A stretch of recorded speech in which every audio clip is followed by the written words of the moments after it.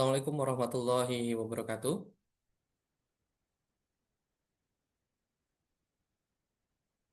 Salam sejahtera.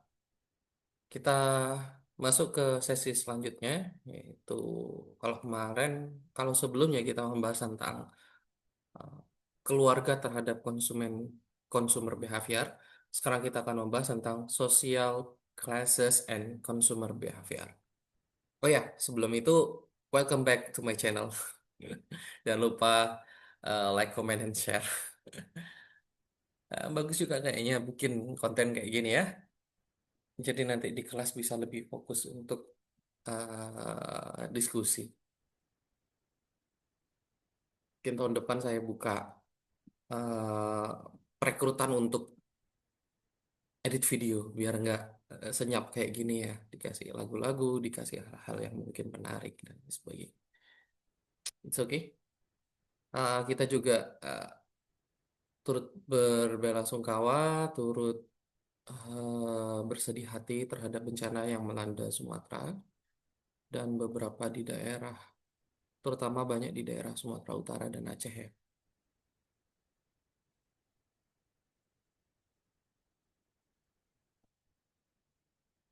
Semoga bagi keluarga yang mungkin sampai saat ini belum ada kabarnya, bisa dapat kabar yang baik. Semoga kehilangan harta benda bisa bisa menjadi jembatan untuk melunturkan dosa-dosa dan digantikan dengan yang lebih baik. Semoga keluarga terdampak, adik-adik sekalian, mahasiswa sekalian bisa punya diberkahi atau diberikan hati yang lapang, diberikan hati yang sabar, diberikan hati yang uh, kuat dalam menangani atau dalam menghadapi cobaan ini. Baik, kita lanjut perkuliahan kita tentang social classes and consumer behavior.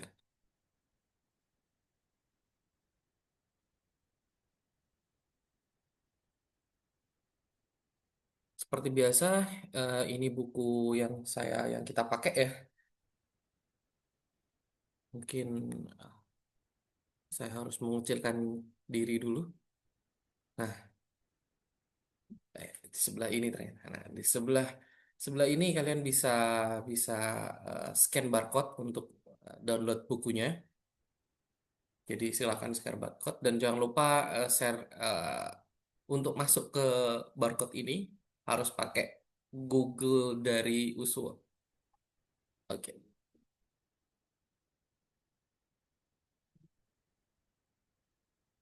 Berikut adalah learning outcomes-nya. Ada tiga learning outcome yang akan kita bahas kali ini. Yang pertama, konsep kelas sosial atau social class itu seperti apa.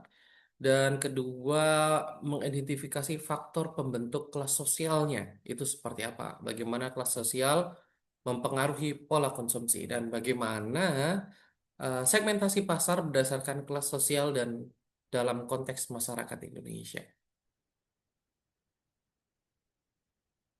Oke, tanpa berlama-lama lagi, let's go. Ini sepertinya saya harus mengubah sudut pandang saya menjadi over shoulder ya. Seperti ini kayaknya jauh lebih nyaman. Kalian bisa melihatnya dengan baik. Mungkin saya sedikit mengatur diri saya dan ininya harus dibesarkan sedikit. Oke, saya langsung di sini. Nah, sebelum kita mempelajari, maka kita harus tahu kenapa sih kelas sosial itu penting. Kenapa sih kelas sosial itu harus dipelajari dalam materi atau mata kuliah perilaku konsumen? Nah, kelas sosial merupakan pembagian masyarakat berdasarkan status ekonomi, pendidikan, pekerjaan, gaya hidup, dan hal tersebut menciptakan perbedaan karena adanya perbedaan terkait eh, Mungkin saya agak geser sini sedikit ya, biar bisa kalian bisa lihat. Oke. Karena hal ini memberikan perbedaan dari sisi ekonomi, pendidikan, dan pekerjaan, maka berbeda pula lah konsumsi, preferensi, perilaku terhadap sebuah produk.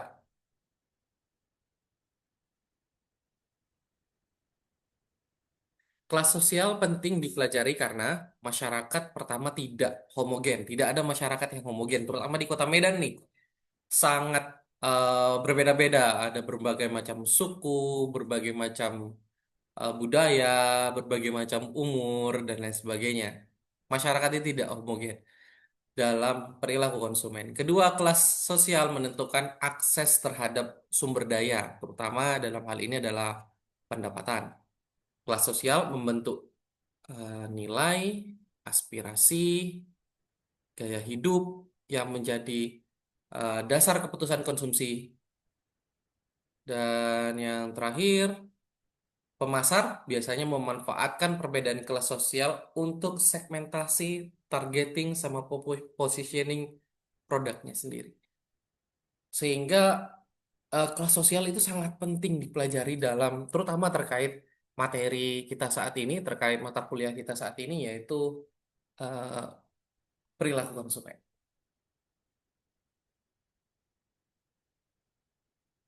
Oke, konsep kelas sosial. Konsep kelas sosial sendiri merupakan pengelompokan masyarakat berdasarkan kesamaannya. Ada banyak hal yang bisa kita klasifikasikan. Nah, kelas sosial ini diutamakan pembagiannya berdasarkan biasanya itu pendapatan yang pertama. Yang kedua, pendidikan. Yang ketiga, jenis pekerjaan, kerja di mana. Yang keempat, standar hidup. Yang kelima, nilai dan aspirasi. Yang keenam, akses to opportunity, akses ke sumber daya alam, akses ke ada ordal atau enggak, kira-kira kayak gitu. Dan yang terakhir adalah lifestyle, gaya hidup. Nah, karena ada kesamaan-kesamaan tersebut, maka di, mengelompoklah gitu. Dikelompokkanlah masyarakat ke dalam kelompok-kelompok yang sejenis. Dan faktor penentu struktur kelasnya sendiri, faktor penentunya, jenjang-jenjangnya, ya itu adalah perbedaan di antara eh, masing-masing kesamaan ini. Contoh, perbedaan pendapatan. Ada yang pendapatan rendah, menengah, tinggi. Ada yang pendidikan eh, ya, pendidikan SD, SMP, SMA, S1, S2, dan S3. Jenis pekerjaan, mungkin ada yang BUMN, ada yang PTPN, ada yang perbankan, ada yang mungkin dosen, mahasiswa, dan lain sebagainya. Standar hidup, ada yang em, ke kampus pakai mobil, mungkin standar hidup ya. Pakai baju harus bermerek, mungkin sepatunya harus sepatu bermerek, ada yang sepatu biasa-biasa aja, standar hidup. Nilai dan aspirasi, ada yang saya lebih suka tokoh A, tokoh B, tokoh C, dan lain sebagainya.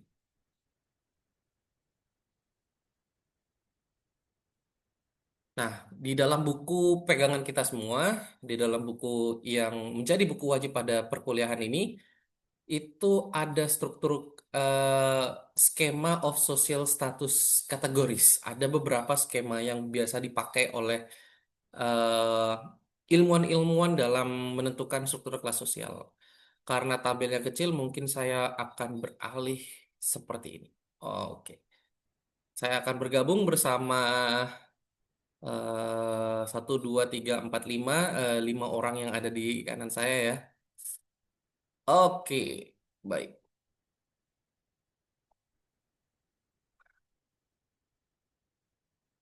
Di pangkuannya abang, di pangkuannya di pangkuannya abang ini aku ini jadinya ya. Kayak di pangkuan lagi tidur gitu. Mungkin saya agak besaran sedikit.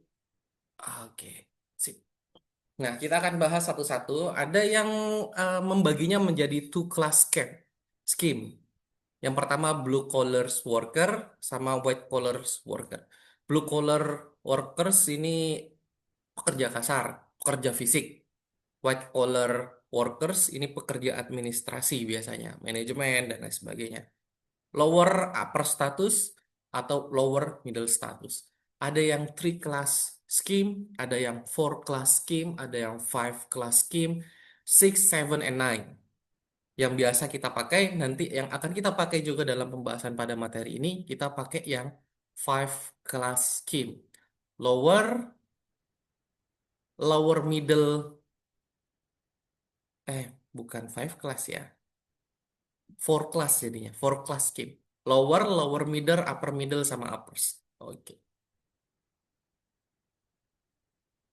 Berikut adalah deskripsi dari masing-masing. eh Mungkin saya harus mengecilkan tubuh dulu. Pindah posisi ke tengah sedikit. Oke. Berikut ada deskripsi dari beberapa social classes. Apa sih yang dimaksud dengan uppers? Itu adalah elit atau private group, eh, private club yang ada di masyarakat. Lower ke upper, jadi di bawahnya upper ya ada upper juga, tapi dia di bagian bawah lowernya. Biasanya ini orang kaya baru, gitu ya. Biasanya orang kaya baru. Masuk ke middle class. Middle class tapi dia masih di atas, di middle class tapi di tingkat yang paling atas. Biasanya terdiri dari successful professional. Jadi dosen sukses itu masuk di upper middle class. Jadi BUMN sukses, profesional. Jadi dokter sukses itu upper middle class. Naik lagi, turun lagi ke bawah, masih di middle class, tapi di sisi yang bawah, lower middle class. Biasanya di sini adalah loyal loyal followers. Kalau di sini disebutkannya loyal loyal followers. Jadi dia worker, eh, ada presiden, ada perdana menteri lah. Ini kayak perdana menterinya di sebuah perusahaan, kira-kira seperti itu gitu. Kalau upper middle class itu eh, direktur, manajemen, manager. Lower middle, sorry, kalau upper middle class direktur, kalau di bawahnya lagi lower middle class-nya manager gitu ya. Primer, primarily non-managerial intellectual workers and highly paid manual workers. Jadi masih ya masih ada apa ya, ada fisiknya, pekerjaan fisiknya yang dilakukan, tapi highly paid manual workers. Mungkin 2 kali UMR mungkin atau 3 kali UMR. 3 kali UMR kayaknya masuk ke upper upper middle ya. 2 kali UMR lah mungkin kira-kira seperti itu. Nah, untuk upper udah masuk ke lower nih ya, bagiannya lower. Jadi upper ada dua, upper top sama upper yang di bawah. Middle juga ada dua, middle top sama middle bawah. Habis itu lower, lower juga ada dua, lower yang di atas sama lower yang di bawah. Biasanya majority that play safe. Jadi the largest segment of the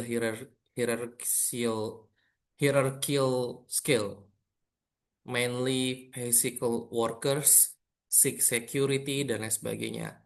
Nah, upper, lower, and the majority ini kayaknya kayak lebih kayak ke PNS gitu lah ya. Nggak terlalu banyak duitnya, tapi stabil aja gitu. Dan yang terakhir adalah lower lowest class, the lowest class yang poorly educated workers with no skill. Jadi cuma pakai fisiknya doang, nggak pakai kemampuannya, nggak pakai skill, cuma fisik jadi mudah digantikan dan lain sebagainya. Often don't know how to do their job.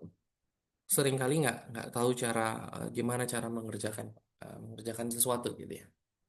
Berikut adalah deskripsi dari setiap struktur kelas. Mungkin akan menjelaskan pada tabel yang ini ya tadi ya.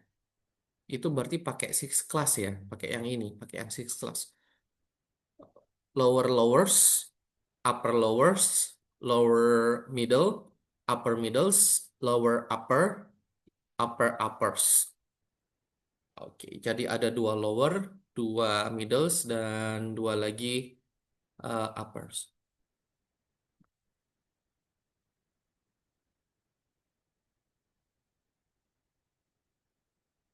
Apa sih pengaruhnya yang upper-upper tadi, lower-lower tadi? Nah, ini dia nih.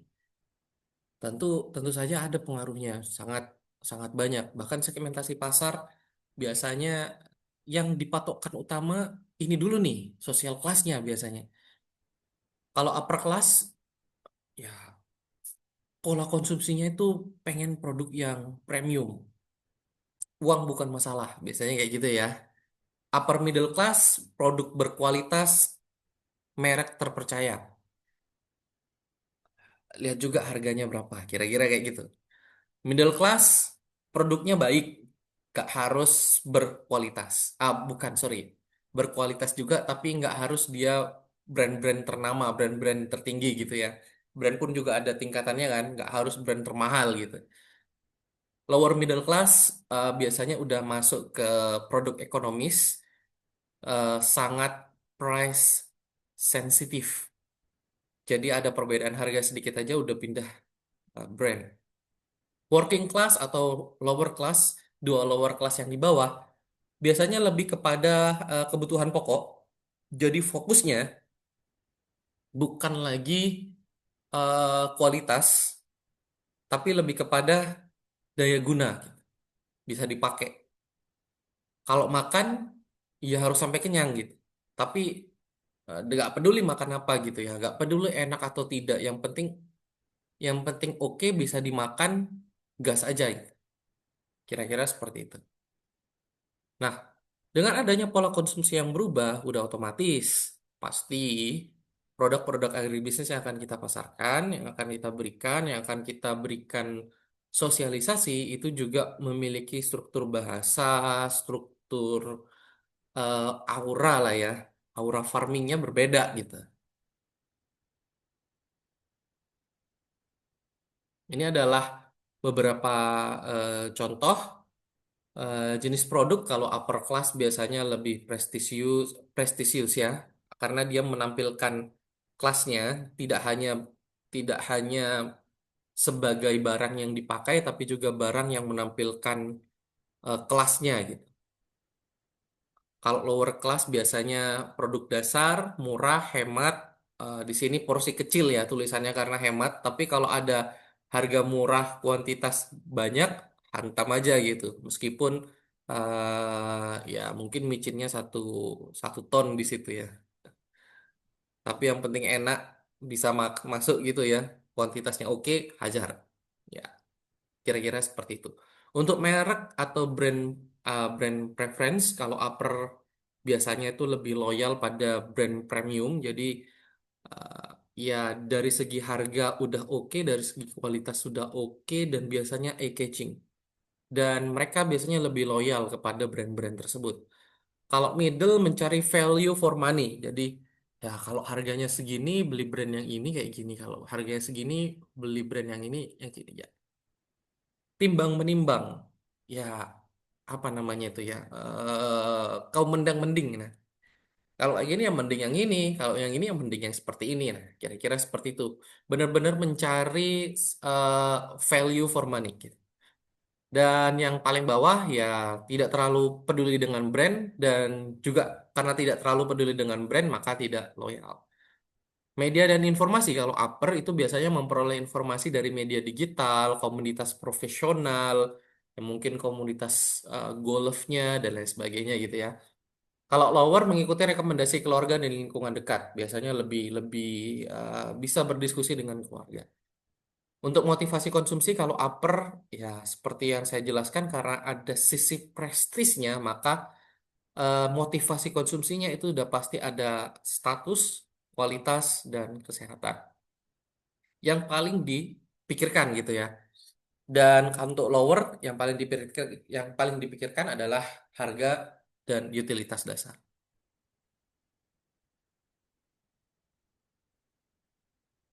Nah, ini terkait aspirasi dan gaya hidup, atau sudut pandang gitu ya. Kalau kelas sosial, aspirasinya, sorry, kalau upper class, aspirasinya itu biasanya tentang prestis, tentang kesehatan, mana produk yang sehat dan tidak, mana produk yang organik dan tidak, mana yang apa ya, produknya diperoleh atau didapatkan dari lingkungan yang aman, misalnya seperti itu untuk upper. Untuk middle ya kualitas hidup dan efisiensi. Jadi uang yang dikeluarkan harus harus dapat nih gitu. Value for money-nya gitu ya.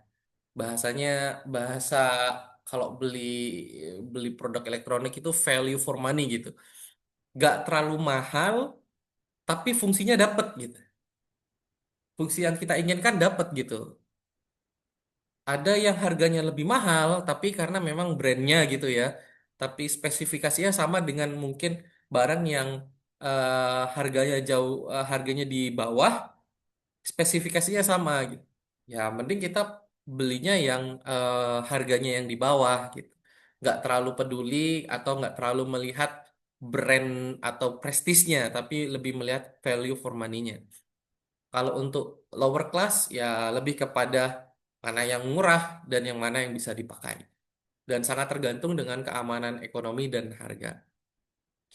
Dan ini juga tercermin pada lifestyle-nya. Kalau upper class biasanya lebih suka diet sehat, makanan organik, traveling.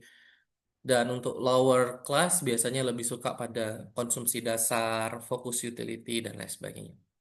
Nah, setiap produk akan dibentuk menyesuaikan dengan kelas sosialnya gitu ya.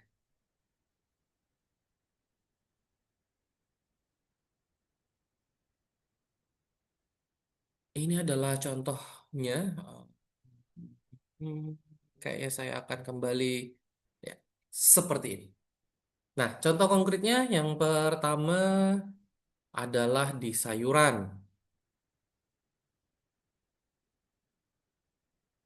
Sebentar biar agak lebar sedikit. Oke. Contoh yang pertama yaitu sayuran. Kalau upper class dia lebih memilih organik hidroponik premium, meskipun harganya mahal, middle class. Pokoknya sayuran supermarket gak peduli organik ya kan. Ada kan ya, ada sayur organik, ada sayur yang nggak organik, tapi eh, sayur tersebut dijual di supermarket udah bersih. Yang lower class ya pasar tradisional lah, harganya jauh lebih murah, sama-sama sayuran kok. Saya kira kayak gitu. Kalau beras, upper class biasanya lebih suka beras organik, beras Jepang. Mungkin kalau ada beras Pluto dia juga lebih suka gitu ya. Middle class.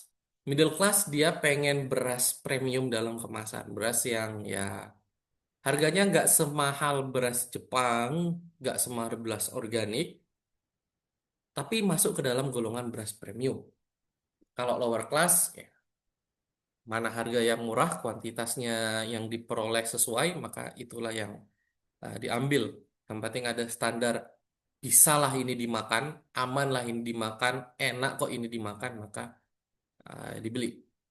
Untuk daging, upper class biasanya lebih suka daging wagyu, daging impor Australia, daging sapi yang mungkin sekali makan ya di atas 5 juta mungkin. Kalau middle class udah mulai suka daging segar lokal atau mungkin wagyu, tapi wagyu itu sendiri kan ada kelasnya ya. Ada kelas yang tertinggi sama ada wagyu-wagyuan gitu. Mungkin wagyu-wagyuan middle class masih oke gitu ya. Kalau lower class ya yang daging ekonomis lah yang ada di pasar biasa. Ya toh kita memang budayanya kan dimasak sampai bener-bener empuk ya jadi rendang gitu ya kan. Kalau wagyu dimasak jadi rendang, gak jadi rendang ya, jadi bubur dia. Nah, kalau buah upper class itu biasanya lebih suka buah impor premium yang mungkin besar-besar, bagus bentuknya, yang sehat mungkin gitu ya, bebas dari pestisida, organik, dan lain sebagainya. Kalau middle class, ya perpaduan antara lokal dan impor lah, yang masih bisa terjangkau dan masuk ke dalam taste-nya. Untuk lower class biasanya sepenuhnya masuk ke dalam buah domestik musiman gitu. Kalau sekarang musim durian, ya udah kita makan durian. Kalau sekarang musim rambutan, kita makan rambutan. Kalau sekarang musim jeruk, kita makan jeruk gitu. Karena ketika musim di situ musim gitu ya, harganya murah biasanya kayak gitu. Oke.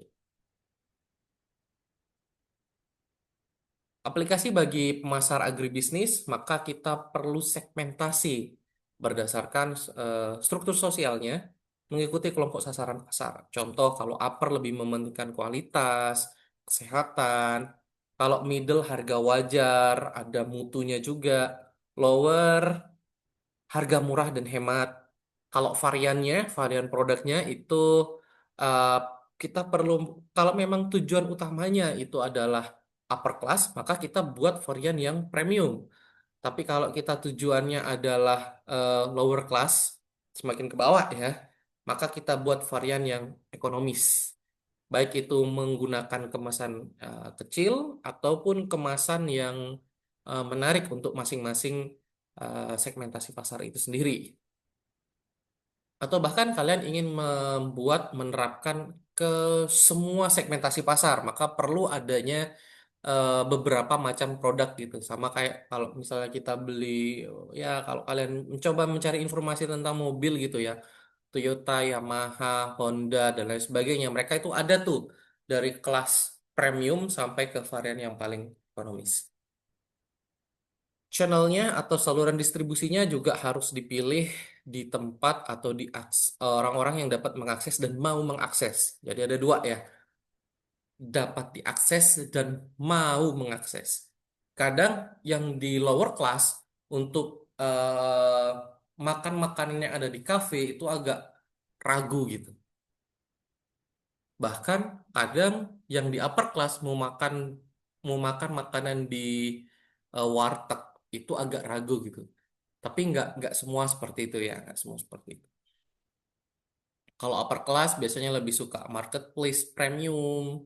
Kalau lower class biasanya lebih suka pasar tradisional. Tapi nggak selalu seperti itu, secara umumnya seperti itu. Komunikasi pesan yang disesuaikan untuk segmen, jadi bahasa, simbol, visual, itu memiliki ciri khasnya masing-masing untuk masing-masing segmentasi pasar. Maka kita perlu menyesuaikannya. Yang mana sih yang disukai oleh upper class, yang mana sih yang disukai oleh lower class, yang mana sih yang disukai oleh middle class. Baik, ini adalah slide terakhir. Em, Kesimpulan.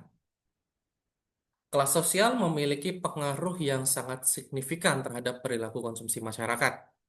Udah pasti. Karena perbedaan, karena adanya perbedaan-perbedaan tersebut gitu ya. Baik pendapatan, pendidikan, pekerjaan, gaya hidup, akses terhadap sumber daya, yang akhirnya membubuhkan atau memberikan pola kebutuhan, preferensi, keputusan yang berbeda-beda terhadap sebuah produk. Semakin tinggi kelas sosial, semakin kompleks kebutuhan konsumen, serta semakin beragam preferensi mereka. Karena akses mereka luas, sumber daya mereka luas, jadi mereka banyak pilihan dan memilih sesuai dengan prestisnya, sesuai dengan seleranya, sesuai dengan kebutuhannya masing-masing. Oleh karena itu, dalam konteks agribisnis pemasar, pemasar harus memahami karakteristik tiap kelas sosial untuk dapat merancang strategi produk, penetapan harga, saluran distribusi, dan komunikasi pemasaran yang tepat sasaran. Bahkan di petani pun ada struktur sosialnya berdasarkan eh, produk atau komoditas yang sedang ditanam. Contohnya, kalau komoditas itu komoditas cabai, yang dikasih itu udah pasti eh, pupuk yang berkualitas dan lain sebagainya karena harga cabai mahal gitu kan ya.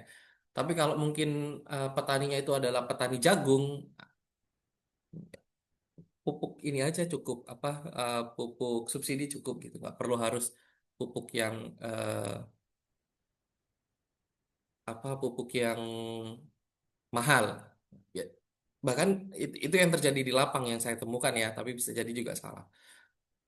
Artinya, karena ada adanya perbedaan komoditas itu aja sudah bisa membuat eh, stratifikasi, bukan stratifikat ya, membuat struktur sosial sendiri gitu terhadap atau persepsi sendiri terhadap produk-produk yang akan kita jual.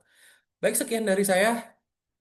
Assalamualaikum warahmatullahi wabarakatuh. Sampai jumpa di pertemuan selanjutnya. Salam sejahtera.